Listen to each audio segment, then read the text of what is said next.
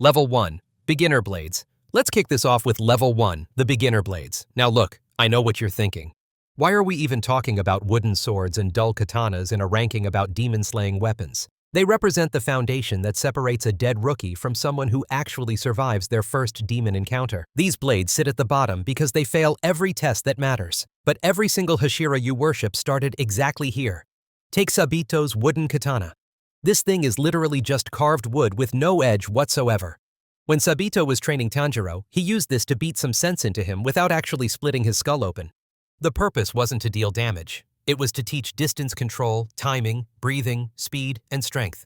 That wooden blade let Tanjiro fail safely, over and over, until muscle memory kicked in. It's the tutorial level before the actual game starts. Then we've got Tanjiro's dull blue blade from his time under Urokodaki. The blade itself was so dull you could probably run your finger along it without bleeding. Tanjiro used this during final selection, which tells you everything about how desperate that situation was. He's fighting actual demons with what's basically a metal club. The only reason it worked at all was because the demons on that mountain were the weakest of the weak, and Tanjiro had to rely purely on technique. One bad angle, one demon with tougher skin, and that blade would have chipped or snapped. It forced him to be precise because he didn't have power to fall back on. And finally, there's the generic gray blade Urokodaki lent him for extended training. This was the long-term training katana meant for drilling total concentration breathing day after day. It could handle low-level demons in controlled settings, but the moment you tried to clash with something serious, it'd crack. These beginner blades share one fatal flaw. They're temporary. They're meant to be outgrown. They teach you that without a real Nichiren blade, you're not hunting demons. You're just surviving until you can get the real deal. Level 2. Standard Slayers. Welcome to Level 2, the standard Nichiren weapons. This is where things actually get real. You survived final selection, you got your Nichiren blade forged, and for the first time in your life, you're holding a weapon that can permanently kill demons. Compared to those beginner blades we just talked about, this is a massive jump. A standard Nichiren blade means you're officially in the game. The problem is, you're still using basic equipment, and in the Demon Slayer world, basic gets you killed fast. So why does this level exist separately? Because these blades represent the standard issue gear for the majority of the Demon Slayer course. They change color based on your breathing style, they're forged from scarlet ore that absorbs sunlight, and yeah, they can decapitate demons. But they're still mass-produced to some degree. They follow the standard katana shape, standard length, standard weight distribution. There's no customization, no special gimmicks, no hidden mechanisms. What you see is what you get. That makes them reliable, sure, but it also makes them limited. Let's talk about Sabito's standard Nichiren katana. This thing had a black core with a copper border on the hexagonal tsuba, white cord wrapping on the handle, and it was designed for water breathing. The handguard design was almost identical to what Giyu Tomioka uses, which tells you this was a proven, effective setup for fluid, fast strikes. Water breathing relies on flowing movements and rapid directional changes, so the blade needed to be light and quick. Sabito's katana delivered on that. It could execute forms cleanly, the balance was solid, and for mid-tier demons, it was more than enough. But Sabito died during final selection, and while we don't know exactly how his blade held up, the fact is that a standard Nichiren wasn't enough to save him when things went sideways. Then there's Makomo's blade. Hers had a pale gray edge, an oval light blue tsuba decorated with small pink roses trimmed in blue, and a light pink handle wrapped in white cord. The sheath was standard, designed for quick draws in close combat. This was built for flower breathing, which is all about precision and targeting weak points. Makomo's blade could slice through demon necks with surgical accuracy, but like Sabito, she didn't survive. Now let's look at Murata's katana. Black blade with a white edge, simple round gray tsuba with a lighter border, silver handle wrapped in blue cord, and a copper kashira. The sheath was solid dark black.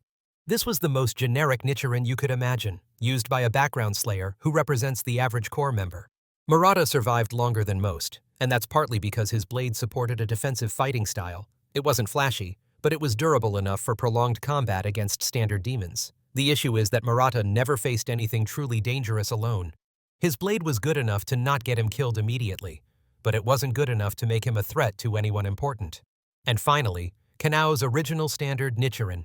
This one had a pale pink blade with a pink border, a circular silver tsuba with 3 5-petaled white flowers and swirling patterns, a pink handle wrapped in white cord, and a gold kashira. It looked beautiful. It was built for flower breathing like Makomo's, but Kanao pushed it way harder. She used it in the Infinity Castle arc, executing high-speed forms with insane precision. But during the final battle against Muzan, her blade broke. That's the ceiling for this level. Even in the hands of someone as skilled as Kanao, a standard Nichiren blade can't withstand the pressure of fighting a demon lord. It's a tool for the journey, not the destination. You need it to survive long enough to earn something better. But if you're stuck at this level when the real monsters show up, you're done. So here's the truth about level 2. These blades are the backbone of the Demon Slayer core. They'll carry you through the early fights. They'll teach you how to use your breathing style in real combat, and they'll give you a fighting chance against everything below upper rank level. But the moment you step into that tier, you may be outclassed. And that's exactly why the next levels exist. Level 3, Customized Weapons. Now we're hitting Level 3, Customized Edges, and this is where the Demon Slayer core stops treating you like a disposable rookie. Those standard katanas from Level 2 work fine if you're following the textbook. But what happens when your fighting style doesn't fit the mold? What happens when you need a blade that matches your personality, your breathing technique, your entire approach to combat? That's what this level is about. These aren't radical redesigns or legendary artifacts. They're still katanas at their core, but they've been modified to fit specific fighters, and that makes all the difference. Compared to the generic blades we just covered, these weapons show that the core understands something crucial. A slayer who feels connected to their weapon fights harder, moves faster, and survives longer. Let's start with Zenitsu's katana, and honestly, this thing is beautiful. The blade is black with yellow lightning streaks running through it and a silver border. The handle is bright yellow wrapped in white silk, and the Hashira is gold with 2 white stripes. The sheath is pure white. Everything about this design screams thunder breathing. Those lightning streaks represent the core of Zenitsu's style, which is all about channeling everything into a single explosive strike. When Zenitsu uses thunderclap and flash, he's moving faster than most demons can even process, and this blade is built to handle that kind of instantaneous acceleration. The problem is durability. Zenitsu's technique puts insane stress on the blade because he's going from 0 to maximum speed in a fraction of a second. That kind of combat style will eventually crack even a customized Nichiren, but while it lasts, it turns Zenitsu into a one-hit delete button for anything below upper rank level. Then we've got Inosuke's dual serrated katanas, and these things are absolutely wild. 2 pale blue blades with indigo gray edges, jagged like saw teeth, no tsuba at all. Just cloth wrapped around the hilt for grip. The handles are wrapped in fabric, the Hashira is pale blue, and instead of using sheaths, Inosuke just ties cloth around them and straps them to his hips. These blades broke twice during the series, once against the Spider Father and again during the Muzan fight. So why does this setup exist? Because Inosuke doesn't fight like a swordsman, he fights like a wild animal. Beast breathing is chaotic, aggressive, and unpredictable. Those serrated edges don't give clean cuts. They tear through demon flesh, ripping and shredding instead of slicing. That creates more damage per strike, but it also means the blades are constantly under stress. The dual-wielding setup lets Inosuke attack from multiple angles simultaneously, overwhelming his opponents with pure aggression. But here's the trade-off. These blades break constantly because Inosuke's style is so reckless. He's not trying to preserve his weapons. He's trying to kill everything in front of him as fast as possible. And if his swords shatter in the process, that's just part of the plan. And then there's Tanjiro's first real Nichiren katana. Deep gray blade with a black obsidian border, black wheel-shaped tsuba, deep crimson handle wrapped in black cord with a fully black section in the middle, and a silver Hashira. The sheath was obsidian black. This blade broke 3 times, against Rui, against Akaza, and against Daki. He pushes himself and his weapon to the absolute limit every single time, and eventually, the blade just can't keep up. This katana supported both water breathing and later Hinokami Kagura, which means it had to handle 2 completely different fighting styles. Water breathing is fluid and adaptive. Hinokami Kagura is explosive and relentless. Asking one blade to do both is like asking a car to be a race vehicle and a tank at the same time. It's possible, but something's going to give. The fact that this blade lasted as long as it did is a testament to Haganazuka's craftsmanship, but the repeated breaks make it clear that Tanjiro needed something far more durable. So here's the reality of Level 3. These blades are personalized, they're effective, and they let skilled fighters punch above their weight class. But they're still breaking under pressure. Level 4. Hybrid Hunters. This is where the Demon Slayer core stops pretending that everyone has to fight the same way. Compared to those customized katanas from Level 3, these hybrid weapons introduce entirely new combat mechanics, range attacks, poison injection, explosive ordnance. Let's start with Genya's double-barreled shotgun. It's a Western-style break-action shotgun that fires Nichiren pellets, letting Genya decapitate demons from a distance. Already, that's a game-changer. Every other Slayer we've talked about has to get within arm's reach to land a killing blow. Genya can do it from across the room. After Genya eats a piece of Kokushibo's katana during the Upper Moon 1 fight, his shotgun mutates. It turns into this grotesque flesh weapon covered in veins and eyes, firing organic bullets made from demonic tissue. That transformation fundamentally changes the weapon's power output. A normal Nichiren shotgun can kill lower moons and maybe stagger an upper rank. A demon flesh shotgun firing corrupted rounds? That's landing actual damage on Kokushibo, the strongest swordsman in the series. The mutation represents Genya's entire fighting philosophy. He can't use breathing techniques, so he compensates by consuming demons and turning their power against them. His weapon evolves with him, becoming more monstrous and more effective the deeper he goes into that hybrid state. Then there's Genya's Nichiren Wakizashi, his backup weapon. It's a short sword with a black blade and dull gray border, a double oval brown tsuba, red handle wrapped in black cord, and a brown Hashira. This blade exists because Genya's shotgun has one critical weakness: ammo. Once he's out of shells, he needs something to fall back on, and a Wakizashi is perfect for close-range desperation combat. It's shorter than a katana, which makes it faster to draw and easier to maneuver in tight spaces.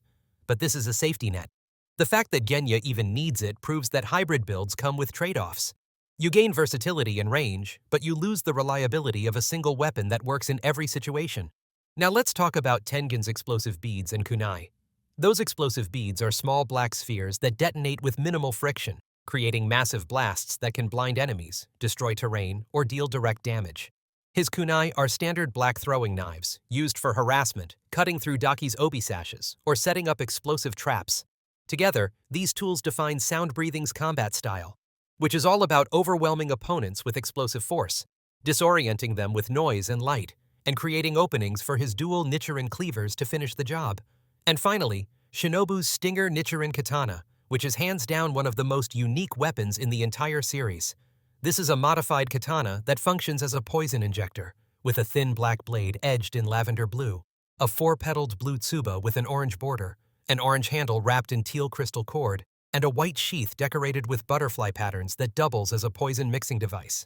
Shinobu's weapon exists because she's the weakest Hashira in terms of physical strength. She can't decapitate demons, so instead, she stabs them and injects wisteria poison directly into their bloodstream. This completely bypasses the decapitation requirement, turning every successful strike into a potential kill. Against Doma, she poisoned him so thoroughly that when he finally absorbed her body, the accumulated toxin was enough to weaken him for Kanao and Inosuke to finish. So here's what Level 4 represents. These are weapons for slayers who can't win by playing fair. They're for people who need to cheat the system, exploit weaknesses, and fight smarter instead of harder. They offer more versatility than anything we've seen so far. But they come with strings attached: limited ammo, reliance on specific strategies, and in Shinobu's case, the constant risk that your poison just won't work. These weapons let you punch way above your weight class, but they demand creativity and planning in ways that a standard katana never does. And honestly, that's what makes them so dangerous. Level 5. Elite Enhancements. Welcome to Level 5, Elite Enhancements. This is where we cross the threshold from good enough to survive into built to dominate. These are Nichiren blades forged with superior steel, crafted for Hashira-level combat, and designed to last through battles that would shatter anything from the previous tiers. We're talking about weapons that can withstand prolonged clashes with upper-rank demons, and only break at the very end of the war, if at all. Let's start with Sakonji Urokodaki's standard Nichiren Katana. This blade has a deep blue edge, a light gray oval tsuba decorated with wave patterns, a blue handle wrapped in white cord, and a gray Hashira. Now here's what makes this blade significant. Sakonji is a retired Hashira, and this weapon has been with him for decades. Think about what that means. This katana has survived countless demon encounters, years of teaching students, and it's still functional. That level of durability tells you the steel quality is leagues above what rookies get. The blade supports water breathing at a master level, meaning it can handle the full spectrum of forms from flowing defensive strikes to explosive finishing blows. Sakonji's katana represents the baseline for what an elite blade should be. And now we get to Tanjiro's second Nichiren katana, the one he pulled from the Yoriichi Type 0 training doll in the Swordsmith Village arc. This blade is an absolute masterpiece. It has a deep black edge with intricate gray patterns running through it, 7 serrated teeth engraved with the word slay, and it's fitted with Kyojuro Rengoku's flamed tsuba, which has a yellow center, deep red core, and orange border. The handle is deep crimson wrapped in black cord with a fully black section in the middle, and the Hashira is silver. This weapon is forged from high-quality steel that's over 300 years old, and it shows. Compared to Tanjiro's first katana, which broke 3 times, this blade only broke once during the final moments of the Muzan fight after enduring the entire Infinity Castle arc and the climactic battle. That's insane durability. The serrated edge allows it to tear through demon flesh more aggressively than a smooth blade, which synergizes perfectly with Hinokami Kagura's relentless attacking style. The Flame Tsuba is a psychological anchor, reminding Tanjiro of Rengoku's words and pushing him to fight harder. After the war, Tanjiro had this blade repaired and kept it as a decorative piece, which tells you everything about its value. So here's what separates level 5 from everything below it: durability and consistency. These blades don't break unless you're fighting the absolute strongest demons in existence, and even then, they last until the very end. They're forged with better materials, maintained by elite swordsmiths, and built to support Hashira-level breathing techniques without compromising. Level 6, Masterful Modifications.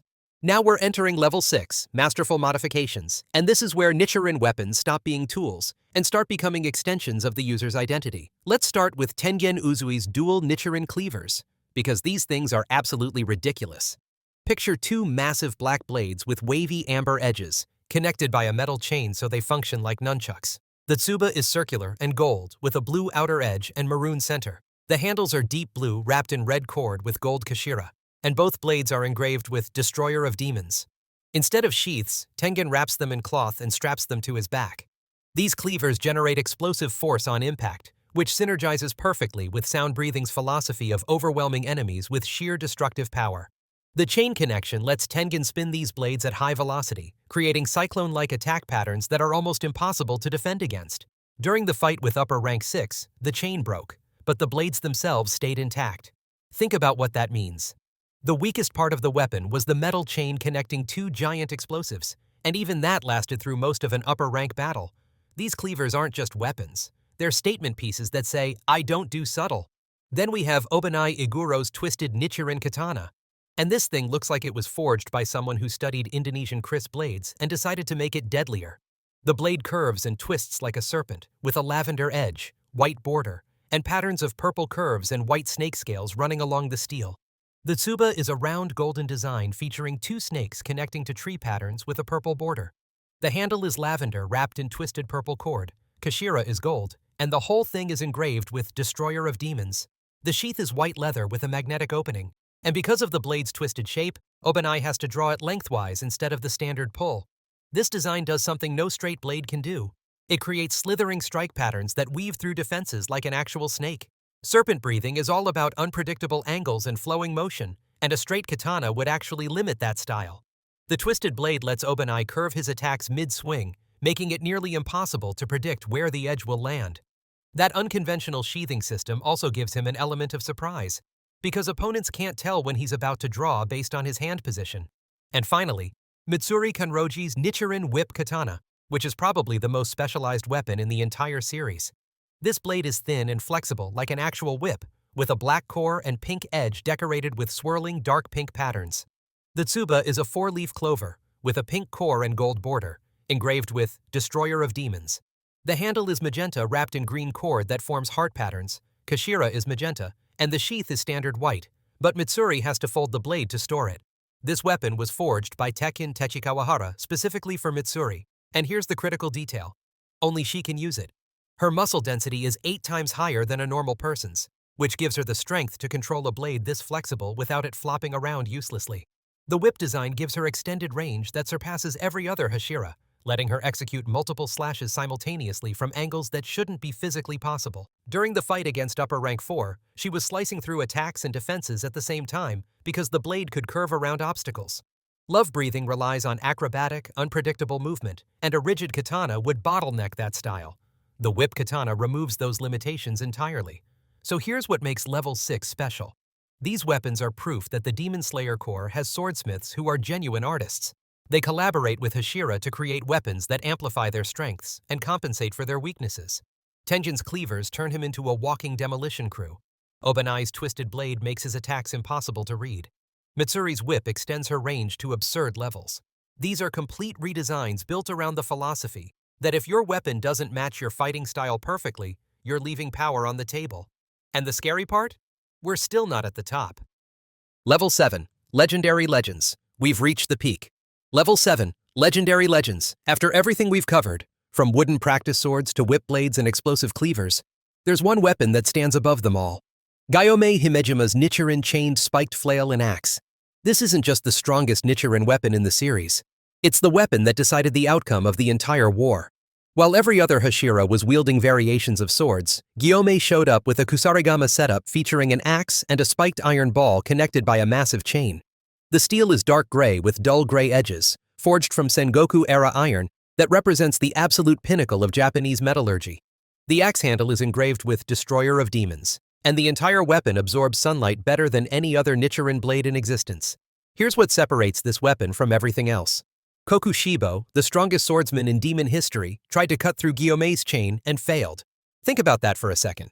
Upper rank 1, wielding a blade covered in eyes that can predict movements and generate flesh katanas at will, couldn't break the chain. That alone puts this weapon in a completely different tier. But the real proof comes during the Muzan fight. When Muzan transformed into a giant infant form and tried to escape toward sunlight, Gyomei used his chain to physically restrain the Demon King. The chain snapped, but only after holding Muzan long enough for the sun to rise. That's not just durability.